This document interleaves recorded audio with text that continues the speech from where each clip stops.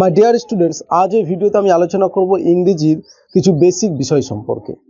যখন আমরা ইংরেজি লিখি তখন সাবজেক্ট লেখার পর কোথায় অ্যাম ইজ আর থেকে অ্যাম বসবে না আর বসবে সেটা বুঝতে পারি না, কোথায় হ্যাভ হ্যাজ বসবে, কোথায় ওয়াজ ওয়ার থেকে ওয়াজ বসাবো না ওয়ার বসাবো, শ্যাল উইল থেকে শ্যাল বসাবো না উইল বসাবো, ডু ডাস থেকে ডু বসাবো না ডাস বসাবো, ইত্যাদি বিষয়গুলো সম্পর্কে আমরা সমস্যা ফেস করে থাকি। সো ভিডিওটি প্রথম থেকে শেষ পর্যন্ত দেখতে থাকো। এই সমস্ত ভার্ব বা হেল্পিং ভার্বগুলো কোথায় বসাতে হবে একেবারে জলের মতন সহজভাবে তোমরা বুঝতে পারবে। So let's get started the topic. তো ফার্স্ট অফ অল আমাদেরকে এই বিষয়টা ক্লিয়ার করে নিতে হবে। সো আই এবং উই এই দুটি হচ্ছে আমাদের ফার্স্ট পারসন, এবং ইউ অ্যান্ড ইউ এই দুটি হচ্ছে সেকেন্ড পারসন। হি সি ইট রাম, এবং এদিকে দে রাম অ্যান্ড রহিম এগুলো সবই হচ্ছে থার্ড পারসন। এবার দেখো আই হচ্ছে সিঙ্গেল, মানে একজনকে বোঝাতে ব্যবহার করা হয়, তাই এটা সিঙ্গুলার। উই হচ্ছে একের অধিক, আমরা, এটা হচ্ছে প্লুরাল। তাহলে ফার্স্ট পারসন সিঙ্গুলার হচ্ছে আই, ফার্স্ট পারসন প্লুরাল হচ্ছে উই। নেক্সট হচ্ছে ইউ ইউ, মানে তুমি তোমরা বা আপনি আপনারা। এখানে ইউ সিঙ্গুলার এবং ইউ প্লুরাল, বোথ হিসাবেই কাজ করছে। তারপরে দেখো এখানে হি সি ইট, এই যে হি মানে সে বা তিনি, সি মানে সে বা তিনি, ইট বলতে ইহা, রাম বলতে এখানে আমি একটা নামকে নিয়েছি, এখানে সিঙ্গুলার অর্থেই ব্যবহার করা হচ্ছে এই সমস্ত জিনিসগুলো। আর এই ঘরটা হচ্ছে থার্ড পারসন সিঙ্গুলারের ঘর। সো এই ঘরটা আমি একটু গোল করে ঘিরে দিই, কারণ এই ঘরটাতেই আমাদের সমস্যা সৃষ্টি হয় সাধারণত। তারপরে দেখো দে মানে তারা বা তাহারা, রাম অ্যান্ড রহিম একের অধিক। সো এই ঘরটা হচ্ছে প্লুরালের ঘর, এটা সিঙ্গুলারের ঘর, এটা প্লুরালের ঘর। এই পুরো ঘরটা হচ্ছে থার্ড পারসনের ঘর, এটা হচ্ছে সিঙ্গুলার, এটা হচ্ছে প্লুরাল। তো এই সিঙ্গুলার এবং প্লুরাল আইডেন্টিফাই করতে পারলে জিনিসটা খুবই সহজ হবে। আর আগে আরো একটি কথা, সেটা হচ্ছে যে থার্ড পারসনের ঘরের মধ্যে আমাদের এই বিশ্ব ব্রহ্মাণ্ডে বা প্রকৃতিতে যত যা আছে শুধুমাত্র 1 2 3 4 এই চারটা ছাড়া যত যা আছে সব কিন্তু এই ঘরের মধ্যে ঢুকে আছে। এই পেনটাও কিন্তু থার্ড পারসন, যেহেতু একটা তাই হচ্ছে থার্ড পারসন সিঙ্গুলারের ঘর। এই যে ইট বলা হচ্ছে কিনা, ওই ইটের জায়গাটা সে দখল করে আছে। তারপরে এই বোর্ডটাও কিন্তু এই থার্ড পারসন সিঙ্গুলারের ঘরেই আছে। মোবাইল ফোন, একটা মোবাইল ফোনের কথা যদি বলি তাহলে এই ঘরটা, মোবাইল ফোনস যখন বলবো তখন এই ঘরটা, এই যে প্লুরালের ঘরটা তো চলে আসবে সে। তারপর হচ্ছে যে দ্য বয়েজ, ছেলেগুলো, তাহলে ছেলেগুলো থার্ড পারসন অবশ্যই, বিকজ ছেলেটা আমিও না, আমরাও না, তুমিও না, তোমরাও না, তাহলে থার্ড পারসন যেহেতু প্লুরাল তাই হচ্ছে এই ঘরটাতে বসবে। তবে থার্ড পারসন মনে রাখার একটা সহজ পদ্ধতি হলো যে আমি, আমরা, তুমি, তোমরা বাদ দিয়ে এই বিশ্ব ব্রহ্মাণ্ডে বা প্রকৃতিতে যত যা আছে সবই হচ্ছে থার্ড পারসন। একটা বোঝালে সিঙ্গুলার, একের বেশি বোঝালে প্লুরাল। ক্লিয়ার? ওকে, এইবার আমরা দেখব যে কোথায় অ্যাম ইজ আর থেকে অ্যাম বসানো হয়, আর কোথায় আর বসানো হয়, আর কোথায় ইজ বসানো হয়। দেখো এইখানে অ্যাম ইজ আর লেখা হয়েছে। ধরে নাও কোনো একটা আমি বাক্য লিখছি, সেই বাক্যটা লেখার সময় আই এটাকে সাবজেক্ট হিসাবে ব্যবহার করছি। তারপরে আমরা অ্যাম ইজ আর থেকে কি ব্যবহার করব? সাধারণত আমরা জানি কি যে আই এর পরেই অ্যাম ব্যবহার হয়, সবাই জানি আমরা এটা, আর এটা 100% অ্যাকুরেট। তবে এই আই এই লেটারটার পরে ইজ ব্যবহার করা যায়। যেদিন ইজ ব্যবহার করতে পারবে সেই দিন ইংরেজি শিখে গেছো। ক্লিয়ার? ওকে, এবার আসছে আমরা উই এর পরে আমরা জানি যে অ্যাম ইজ আর থেকে আমরা আর ব্যবহার করি, উই আর, এরকম। ইউ তো দুটোই একই, একটা হচ্ছে তুমি, একটা হচ্ছে তোমরা। তো এই ইউ এর পরে আমরা অ্যাম ইজ আর থেকে আর ব্যবহার করি, মানে আর লিখি, ইউ আর, এরকম। এইবার আসছি আমরা এই থার্ড পারসনের ঘরটাতে। দেখো হি সি ইট বা রাম, যে কোনো একজন, ধরে নিলাম যে রাম, তারপরে আমি লিখবো কোনো কিছু, তো অ্যাম ইজ আর ব্যবহার হবে, তখন আমরা লিখবো রাম ইজ।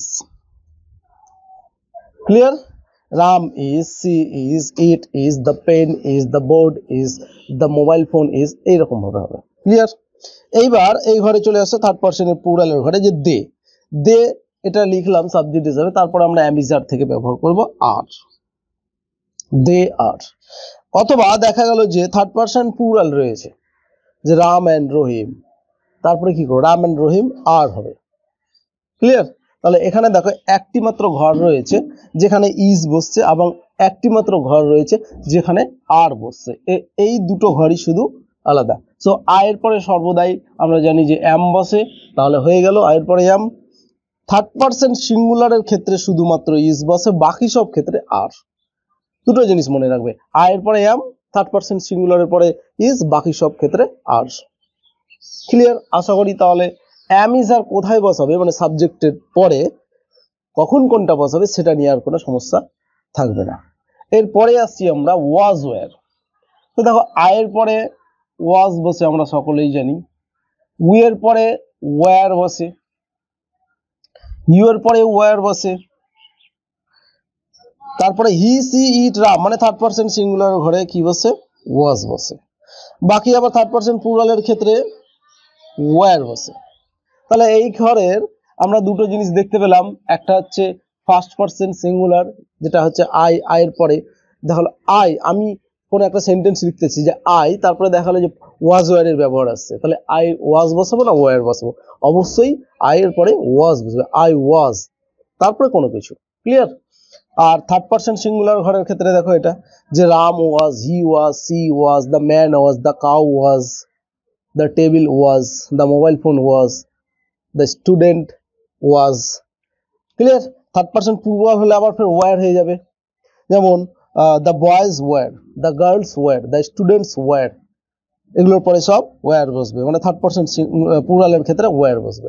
তাহলে এখানে দুটো কথা মনে রাখবে যে ফার্স্ট পারসন সিঙ্গুলার এর সময় ওয়াজ বসছে আর থার্ড পারসন সিঙ্গুলার সময় ওয়াজ বসছে, বাকি সব ক্ষেত্রে ওয়্যার ব্যবহার হয়। ক্লিয়ার? আশা করি এই নিয়ে আর কোনো তোমাদের সমস্যা হবে না। এবার আমরা আসছি হ্যাভ হ্যাজ এর ব্যাপার। আয়ের পরে আমাদের সর্বদাই হ্যাভ বসাতে হবে। ক্লিয়ার? তারপরে হচ্ছে দেখো উই এর পরেও হ্যাভ বসবে, ইউ এর পরেও হ্যাভ বসবে। Third person singular he she it এই ঘরে শুধুমাত্র হ্যাজ বসবে, আর থার্ড পারসন প্লুরালের ঘরেও হ্যাভ বসবে। তাহলে এইখানে হ্যাভ হ্যাজ এর ব্যাপারে আমরা যেটা জানতে পারলাম যে শুধুমাত্র থার্ড পারসন সিঙ্গুলারের ক্ষেত্রে আমাদের হ্যাজ বসছে, বাকি সমস্ত ক্ষেত্রেই কিন্তু হ্যাভ বসছে।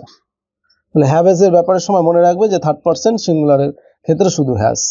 যেমন এখানে দেখো he has, she has, it has, Ram has, Rahim has, the man has, the goat has, the cow has, the bird has, এরকম হবে। ক্লিয়ার?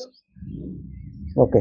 এইবার হচ্ছে শ্যাল উইল। শ্যাল উইল এটা খুবই সহজ, সেটা হচ্ছে যে আয়ের পরে শ্যাল এবং উই এর পরে শ্যাল, বাকি সমস্ত ক্ষেত্রে উইলের ব্যবহার হয়। ওকে, এটা হচ্ছে সাধারণ অর্থ। ঠিক আছে? তাহলে আই শ্যাল, উই শ্যাল, বাকি সমস্ত ক্ষেত্রে উইল ব্যবহার করবে। এই দুটো জিনিস মনে রাখবে যে ফার্স্ট পারসনের ঘরেরটাতে সিঙ্গুলার আর প্লুরালের ক্ষেত্রে শ্যালের ব্যবহার হচ্ছে, বাকি সব ক্ষেত্রে উইল। এবার আমরা আসছি ডু ডাজ। সো ডু, আয়ের পরে ডু, উই এর পরে ডু, ইউ এর পরেও ডু বসে, আর এই দিকে হচ্ছে থার্ড পারসন সিঙ্গুলার ঘরের ক্ষেত্রে ডাজ বসে, বাকি সমস্ত ক্ষেত্রে ডু বসে। তাহলে ডু ডাজ এর ব্যাপারটা হচ্ছে কি যে থার্ড পারসন সিঙ্গুলারের ঘরের ক্ষেত্রে শুধুমাত্র ডাজ বসছে, বাকি সমস্ত ক্ষেত্রে ডু বসছে। তো যত সমস্ত জিনিস সমস্যার মধ্যে আসছে আমাদের সেটা হচ্ছে যে third person singular. Third person singular যদি ভালোভাবে বুঝতে পারো বা চিনতে পারো তাহলে এই সমস্ত ব্যাপারগুলো আর সমস্যার মধ্যে আসবে না, বা এই সমস্ত সমস্যাগুলো তোমাদের আর ফেস করতে হবে না। এখন পড়ে রয়েছে ডিড আর হ্যাড। ডিড সমস্ত ঘরেই বসে, সো এটার বলার কিছু নেই, সব ঘরেই কিন্তু ডিডের ব্যবহার হয়। হ্যাড সব ঘরেই ব্যবহার হয়, এটাও বলার কিছু নেই, সো আমি শুধু ডট ডট করে দিলাম। তাহলে হ্যাড আর ডিডের ব্যাপারটা হচ্ছে কি যে সব ঘরেই বসে, ওখানে কোনো সমস্যা হবে না। আমাদের এইখানে একটু মনে রাখতে হবে যে থার্ড পারসনের ঘরটা ভালো করে বুঝতে হবে। যদি থার্ড পারসনের ঘরটা ভালো করে বুঝতে পারি এবং সাবজেক্টটা কোন পারসন রয়েছে সেটা যদি আইডেন্টিফাই করতে পারি, তাহলেই খুব সহজেই আমরা এই সমস্ত যে ভার্ব বা হেল্পিং ভার্বগুলো রয়েছে সেখান থেকে আমরা ইজিলি বুঝতে পেরে যাব যে কোথায় অ্যাম ইজ আর থেকে ইজ বসবে, কোথায় আর বসবে, কোথায় অ্যাম বসবে। ওয়াজ ওয়্যার থেকে কোথায় ওয়াজ বসবে, কোথায় ওয়্যার বসবে। হ্যাভ হ্যাজ থেকে কোথায় হ্যাভ, কোথায় হ্যাজ বসবে। ক্লিয়ার? তো আরো একবার আমি এই থার্ড পারসনের ঘরটা তোমাদেরকে বলে দিই, সেটা হচ্ছে যে আমরা তুমি তোমরা এই চারজন বাদে এই বিশ্ব ব্রহ্মাণ্ডে বা প্রকৃতিতে যত যা আছে সবই হচ্ছে থার্ড পার্সন। এখন কথাটা হচ্ছে যে থার্ড পার্সনটা সিঙ্গুলার না প্লুরাল। সিঙ্গুলার হতে গেলে আমাদেরকে অ্যাম ইজ আর থেকে ইজ বসাতে হয়, ওয়াজ ওয়ার থেকে ওয়াজ, হ্যাভ হ্যাজ থেকে হ্যাজ, ক্লিয়ার, ডু ডাজ থেকে ডাজ। এই হচ্ছে ব্যাপার। তো এই ছিল আজকের আলোচনার বিষয়বস্তু। আশা করি বিষয়টি বুঝতে পেরেছো। যদি ভিডিওটি একটু ভালো লেগে থাকে তাহলে অবশ্যই লাইক কমেন্ট শেয়ার করতে ভুলবে না। আর এই ধরনের আরো ভিডিও পাওয়ার জন্য আমাদের ইউটিউব চ্যানেলটিকে সাবস্ক্রাইব করে পাশে আসা বেল বাটনটাতে ক্লিক করে নোটিফিকেশনটা অন করে রাখবে, যাতে করে পরবর্তী ভিডিওগুলি না মিস হয়।